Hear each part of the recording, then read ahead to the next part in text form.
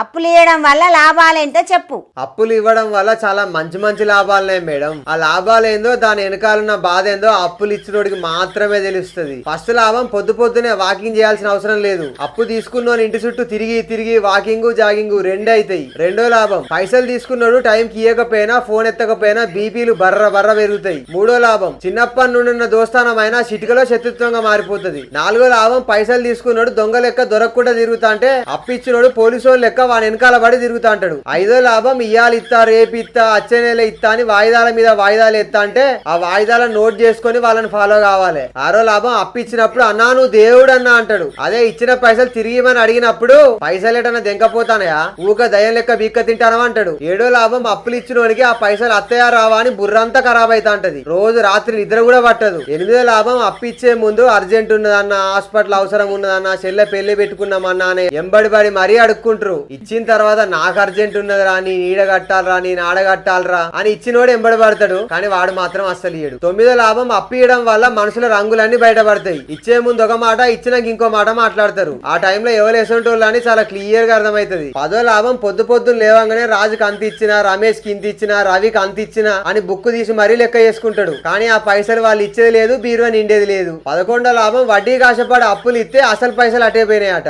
అవును మిమ్మల్ని అడుగుడు మర్చిపోయినా ఒక 10,000 అప్పు ఉంటే ఇయ్యచ్చు కదా.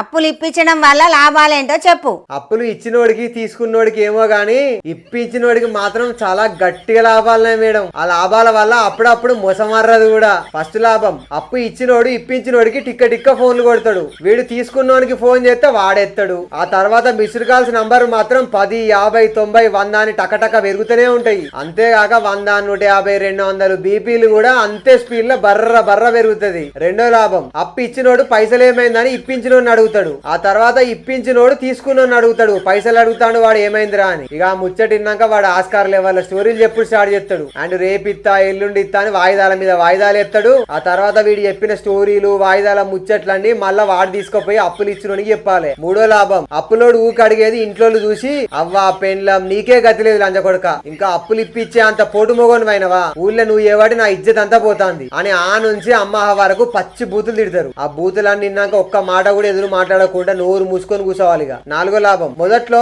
అన్నా నువ్వు ఒక్క మాట చెప్తే వాడు పైసలు ఇస్తాడన్నా అని బతిమాలతాడు. ఆ మాట పట్టుకొని పోనీతి మనోడే కదా మావాడు మంచోడు అన్న 4 రోజులు ఇచ్చేస్తాడని ఇప్పిస్తాడు. ఆ తర్వాత 4 రోజులు కాస్త 2 నెలలు అవుతుంది. ఆ 2 నెలలు కాస్త 6 నెలలు అవుతా అంటది. ఆ 6 నెలలు కాస్త సంవత్సరం కూడా అవుతుంది. ఆ తర్వాత వాడు ఫోన్లు ఎత్తాడు. అవసరం ఉంటే ఊళ్ళోనే ఉండడు ఎటో పోతాడు. ఆ తర్వాత మంచోడు అన్న పదం పోయి మంచం ఎక్కుతుంది. మధ్యలో ఇప్పించిన పాపానికి వీడు గట్టిగా మునుగుతాడు. ఐదో లాభం రోజు వాకింగ్లు జాగింగ్లు వీళ్ళు చేయాల్సిన పని లేదు. అప్పిచ్చినోడు ఇప్పించినోడి ఇంటి చుట్టూ తిరుగుతాడు. ఇప్పించినోడు తీసుకున్నోడి ఇంటి చుట్టూ తిరుగుతాడు. వాడేమో దొరకకుండా పరిగెత్తాడు. అప్పుడు life is a race run పరిగెత్తండి అనుకుంటే ఒకలెనకాల వాళ్ళు పరిగెత్తుకుంటూనే ఉంటారు. అప్ప అనేది పెను ముప్పు కాదు పెను తుఫాను. ఇచ్చినోడు ఇంటికి వచ్చి ఇజ్జతిస్తాడు. తీసుకున్నోడు కట్టకుండా తిరుగుతాడు. మధ్యలో ఇప్పించినోడు గట్టిగా ఇరుకుతాడు. ఫైనల్ గా ఒక్క మాట అప్పు అనేది ఉప్పు లాంటిది. తీసుకున్న అప్పు పైసలు అయిపోతాయి. వేసుకున్న ఉప్పు కరిగిపోతుంది. కానీ దాని తర్వాత వచ్చే టేస్ట్ మాత్రం మామూలుగా ఉండదు. గుండెల దడ అంటది. అందుకే ప్రతి ఒక్కరు అప్పియాలే ఆనందంగా ఉండాలి.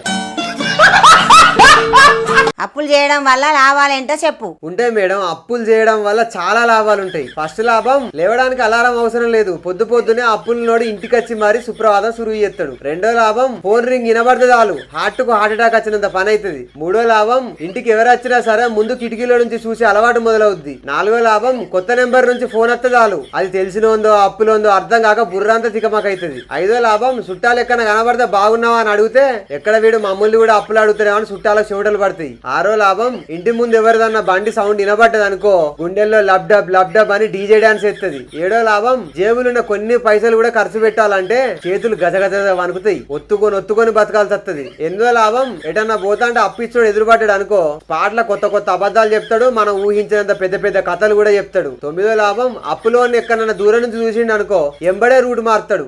పక్క సందులోకి వెళ్ళి పరేషాన్ అవ్వకుండా పరిగెత్తాడు. అప్పుల వల్ల ఇన్ని లాభాలున్నాయి అంటే ప్రతి ఒక్కరు అప్పు చేయాలి. లాస్ట్ చిప్ప చేతికి రావాలి. ఈ వీడియో గురించి మీ ఒపీనియన్ ఎంతో కింద కామెంట్ చేయండి. అండ్ మరిన్ని వీడియోస్ కోసం ఫాలో కొట్టండి.